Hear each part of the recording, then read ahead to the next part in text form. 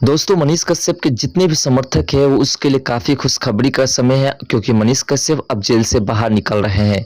और साथ साथ दोस्तों मनीष कश्यप के समर्थक के लिए एक और इससे भी बड़ी खुशखबरी ये है कि मनीष कश्यप ने 180 दिन में सरकार गिराने की जो बात कही थी वो भी अब सिद्ध होते हुए दिखाई दे रहे हैं। और तीसरी खुशखबरी दोस्तों कि मनीष कश्यप को सताने वाले जो लोग थे उसके साथ भी अब एक ऐसा खेल खेला जा रहा है जिसके तहत वो भी अब जेल के सलाखों के अंदर चले जाएंगे। तो आज के इस वीडियो में इन तीनों मुद्दा को विशेष तौर पर समझाने का प्रयास करेंगे, तो वीडियो में एंड तक जरूर बने रहिएगा। और वीडियो पसंद आए वीडियो को लाइक कर चैनल को सब्सक्राइब जरूर कर लीजिएगा। दोस्तों सबसे पहले बताते हैं कि आखिर मनीष कश्यप जेल से बाहर कब तक निकल जाएंगे, और दूसरी खुशखबरी जो हमने आपको बताया वो इसके बाद बताने का प्रयास करेंगे। सबसे पहले दोस्तों आप जानिए कि मनीष कश्यप आखिर जेल से बाहर कब तक निकल जाएंगे। तो दोस्तों आपको बता दें कि इसमें फिर से सुप्रीम कोर्ट का कुछ एक्शन शुरू हो रहा है। और आपको बता दें कि जैसा कि इससे पहले मणिपुर हिंसा को लेकर के जितने भी पत्रकार थे और उस पत्रकार को जब सुप्रीम कोर्ट ने राहत दे दी और सुप्रीम कोर्ट की तरफ से कहा गया कि इस तरह की घटनाएं होती रहती है और इसमें पत्रकार की किसी प्रकार की कोई गलती नहीं है, उसे बाइज्जत बरी कर दी गई। उसके बाद उसी समय से तमाम लोग सुप्रीम कोर्ट के पीछे पड़े हुए हैं कि जब सुप्रीम कोर्ट ने उस दंगेबाज पत्रकार को राहत दे दी तो फिर इसे क्यों नहीं दी गई। लेकिन दोस्तों इसी बीच आपको बता दें कि केंद्र सरकार ने भी इसमें एक बहुत बड़ी कदम उठाए हैं।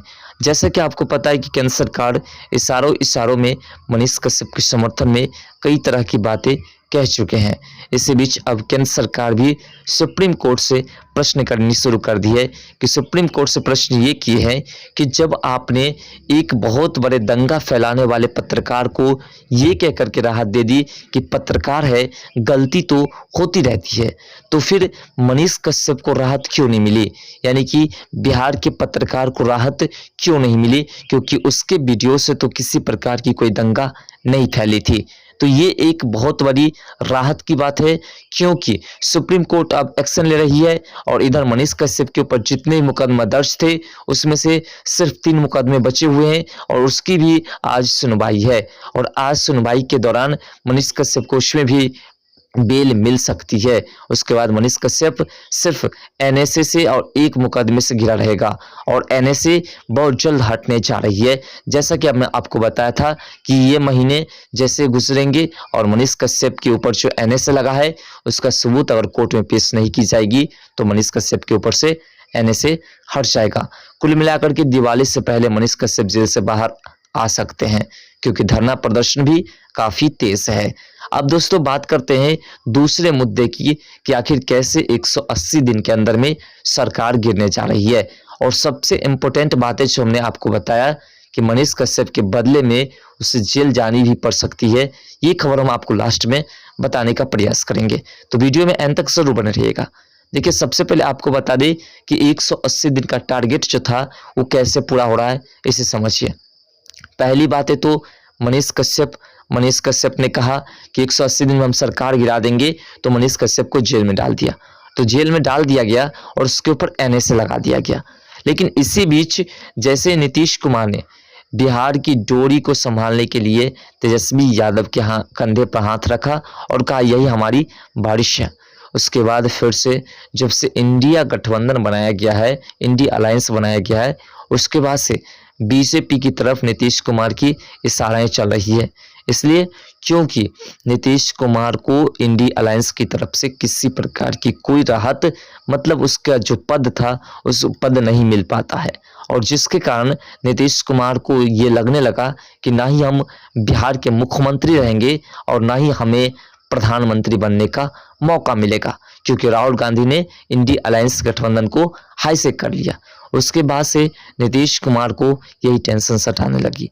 उसके बाद नीतीश कुमार भी मनीष कश्यप के समर्थन में एक बार मीडिया के सामने कहा हमने तो पत्रकार को समर्थन किया, पत्रकार के साथ दिया है, पत्रकार गलत नहीं हो सकता है। उसके बाद से तेजस्वी यादव के अंदर एक ऐसी भावनाएं चलने लगी कि शायद नीतीश कुमार भी हमें लात मार करके छोड़ सकते हैं। याद होगा जब कोर्ट परिसर में मनीष कश्यप ने चिल्लाते हुए ये कहा था कि हम चारा चोर के बेटे नहीं है, हम फौजी के बेटे, हम किसी से डरते नहीं है। ऐसा इसलिए कहा क्योंकि लगातार उसे टॉर्चर किया जाता था। तो उसी वक्त से ये सिद्ध होने लगा कि मनीष कश्यप 180 दिन में सरकार गिरा सकते हैं और मनीष कश्यप सच्चा व्यक्ति है। और उसके बाद से तमाम जनता सिर्फ एक ही जिक्र पर अटक गए कि मनीष कश्यप ही बिहार के सीएम बनेंगे। और इधर केंद्र सरकार ने भी सपोर्ट करनी शुरू कर दी है और इसीलिए मनीष कश्यप के जेल से बाहर निकलते ही 180 दिन में सरकार गिरनी तय है, क्योंकि नीतीश कुमार भी बहुत जल्द इस पार्टी को छोड़ करके जाने वाले हैं। तो मनीष कश्यप के आते हुए सरकार गिर ही जाएंगे, क्योंकि नीतीश कुमार उसके बाद पार्टी बदलने जा रहे हैं। तो इस लिहाज से अब जो है बहुत जल्द सरकार गिरने जा रही है तेजस्वी यादव की। इसे छोड़िए, अब मेन मुद्दा पर चलते हैं कि आखिर मनीष कश्यप को जेल के अंदर डालने वाले का क्या हाल होने जा रहा है। तो दोस्तों आपको बता दें कि केंद्र सरकार ने जितने भी घोटालेबाज हैं उन तमाम घोटालेबाज को 2024 के इलेक्शन से पहले जेल में डालने का निर्णय लिया है और अपने सीबीआई को एक्शन मोड में छोड़ दिया है। जिसके बाद आपने देखा दिल्ली के आम जनता पार्टी के जो वहाँ के डिप्टी सीएम थे उसे और संजय सिंह जो भी थे सभी को गिरफ्तार कर लिया है शराब घोटाला के मामले में।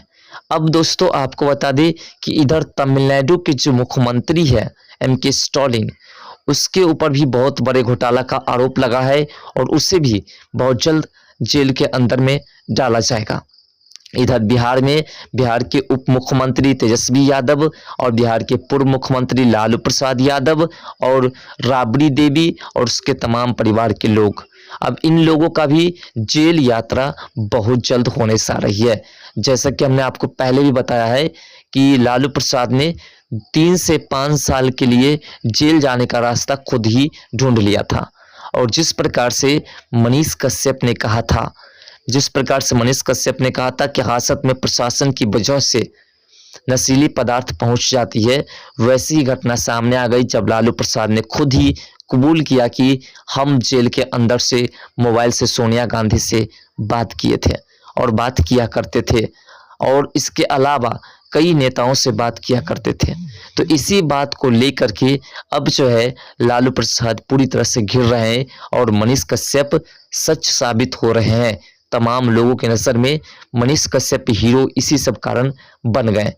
अब मनीष कश्यप की वजह से ही बिहार के मुख्यमंत्री और उप मुख्यमंत्री का पलड़ा भारी होने जा रहा है, क्योंकि मनीष कश्यप ने जैसे ही चर्चा किए प्रशासनिक विभाग की, उसके बाद लालू प्रसाद उसमें फंसे और मनीष कश्यप ने फिर से इधर पुल की जो चर्चा की थी, जिसमें कहा था मनीष कश्यप ने कि ये पुल भ्रष्टाचार की भेंट है, गिर जाएगी। अब उस पर भी केंद्र सरकार की सीबीआई की जांच शुरू होने वाली है और उसके बाद बिहार सरकार का भी जो है बैंड बजने वाला है।